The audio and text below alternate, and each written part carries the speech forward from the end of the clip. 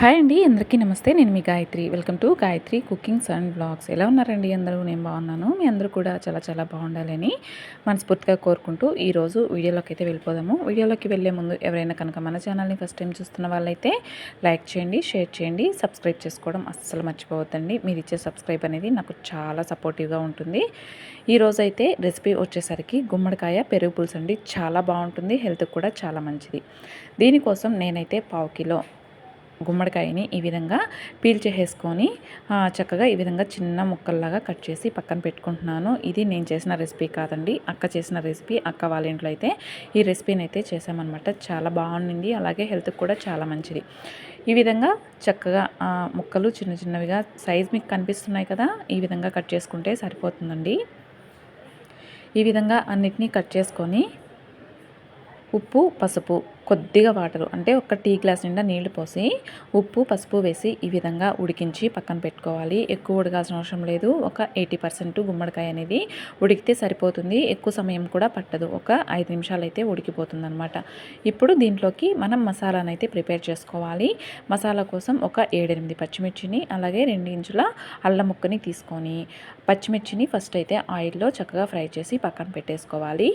ఇప్పుడు 1 table spoon ధనియాలు, అలాగే ఒక టీ స్పూన్ వరకు మెంతులు, అలాగే 1 టేబుల్ స్పూన్ కందిపప్పు, ఇవన్నీ తీసుకొని, అంటే ఒక కందిపప్పు అలాగే ధనియాలు సేమ్ అండి టేబుల్ స్పూను, అలాగే మెంతులు వచ్చేసి 1 టీ స్పూన్ అనమాట.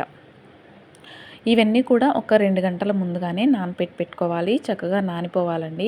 అందుకనేసే నేను ముందుగానే నానపెట్టాను. చూడండి, ఇదిగోండి ఈ విధంగా నానితే సరిపోతుందనమాట. వీటన్నిటిని ఇప్పుడు ఒక మిక్సీ జార్లో తీసుకొని ఫస్ట్ అయితే వీటిని ఒక 80% గ్రైండ్ చేసేసుకోవాలి. అంటే మరీ మెత్తగా గ్రైండ్ చేసుకోవడం అవసరం లేదు. ఇవి కొద్దిగా గ్రైండ్ చేసుకుంటే సరిపోతుంది.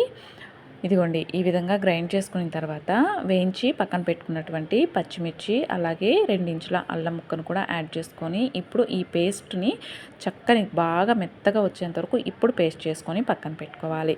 ఇప్పుడు అదే పాత్రలో వచ్చేసి 1 టేబుల్ స్పూన్ ఆయిల్ని అయితే తీసుకొని, ఆయిల్ హీట్ అయిన తర్వాత ఒక 4-5 గుండు మిరపకాయలని తీసుకొని వేయించుకోవాలి. ఈ తిరగమాతకి గుండు మిరపకాయలు అయితేనే టేస్ట్ బాగుంటుందండి. ఉంటే వేసుకోండి, లేదు అనంటే పొడవు మిరపకాయలైనా పర్లేదు.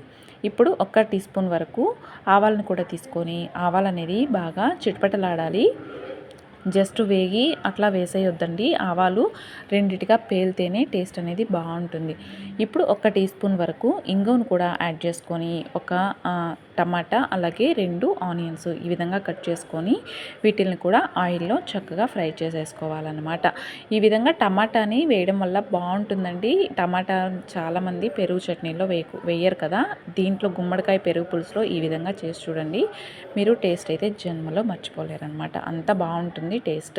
ఇప్పుడు కరివేపాకును కూడా కొద్దిగా వేసుకునేసి ఇదంతా కొద్దిగా మెత్తబడేంత వరకు, అంటే టమాటా బాగా మగ్గి స్కిన్ అనేది సపరేట్ అయ్యేంత వరకు చక్కగా వేయించేసుకొని మనం గ్రైండ్ చేసి పెట్టుకున్నటువంటి ఈ మసాలా ఏదైతే ఉందో దాన్ని కూడా వేసేసి చక్కగా పచ్చివాసన పోయేంత వరకు దీన్ని కొద్దిసేపు ఒక 3-4 నిమిషాల పాటు మీడియం ఫ్లేమ్లో ఉడికించామంటే మనకి ఆయిల్ అనేది కొద్దిగా సపరేట్ అయ్యి చక్కగా బాగా రెడీ అయిపోతుంది. ఈలోపు మనము మజ్జిగని ప్రిపేర్ చేసేసుకుందాము.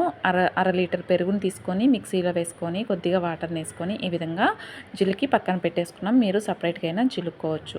ఈ విధంగా మసాలా అంతా ఉడికిన తర్వాత మనము ఉడికించుకొని పక్కన పెట్టుకున్న గుమ్మడికాయని కూడా ఇందులో యాడ్ చేసుకునేసి ఒకసారి కలుపుకొని ఇందులో సాల్ట్ని మన రుచికి తగినంత యాడ్ చేసుకోవాలి. నేనైతే 2 టీ స్పూన్ల వరకు సాల్ట్ని అయితే యాడ్ చేస్తున్నాను. సరిపోకపోతే లాస్ట్లో అయినా యాడ్ చేసుకోవచ్చు కదా సాల్ట్. సో అందుకనేసి ఒక 2 టీ స్పూన్ల వరకు సాల్ట్ని యాడ్ చేసి చక్కగా ఈ సాల్ట్ అంతా కూడాను ఈ మసాలాలో కలిసేలాగా చక్కగా ఒకసారి కలిపేసుకున్న తర్వాత మనము గ్రైండ్ చేసి పెట్టుకున్నటువంటి పుల్ల మజ్జిగను కూడా ఇందులో యాడ్ చేసుకునేసి మనకు ఎంతవరకు అవసరమో అంతవరకు వాటర్ని అయితే యాడ్ చేసుకోవాలి. వాటర్ ఎక్కువ పట్టదండి. ఎట్లా చెప్పాలి, ఒక 250 ml అయితే సరిపోతుంది. ఒక అర లీటర్ పెరుగుకి మనకి 250 ml వాటర్ అయితే సరిపోతుందన్నమాట. ఇప్పుడు ఈ వాటర్ని కూడా వేసేసి చక్కగా ఒకసారి మొత్తాన్ని కూడా కలిపేయాలి. ఈ సీజన్లో ఇలాంటి రెసిపీస్ అనేవి చాలా మన బాడీకి బాగా హెల్ప్ చేస్తాయండి. ఒకసారి అయితే ఈ విధంగా ట్రై చేయండి. గుమ్మడికాయ అనేది డైట్ చేసే వాళ్ళకి, లావుగా ఉండే వాళ్ళకి చాలా మంచిది. ఒకసారి అయితే గుమ్మడికాయ తినని వాళ్ళు ఈ విధంగా ట్రై చేయండి. టేస్ట్ అనేది గుమ్మడికాయ టేస్టే తెలీదు, అంత బాగుంటుంది.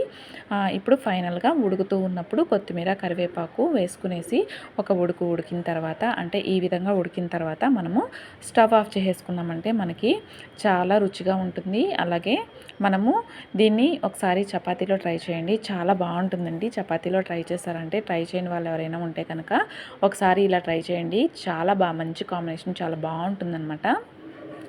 చూసారు కదా, గుమ్మడికాయ పెరుగు పులుసు ట్రై చేయండి. ఇప్పుడు సీజనే కాబట్టి అన్నీ దొరికే వస్తువులే కాబట్టి ఒకసారి ఈ విధంగా తయారు చేసి చూడండి. మీ అందరికీ కూడా నచ్చుతుంది. అలాగే హెల్త్కి మంచిది, డైట్ చేసే వాళ్ళకి మంచిది, లావుగా ఉండేవాళ్ళు తగ్గడానికి చాలా మంచిగా ఇది ఉపయోగపడుతుంది. గుమ్మడికాయ జ్యూస్ కానీ, గుమ్మడికాయ రెసిపీస్ కానీ చాలా బాగా పనిచేస్తాయండి లావుగా ఉండే వాళ్ళకి.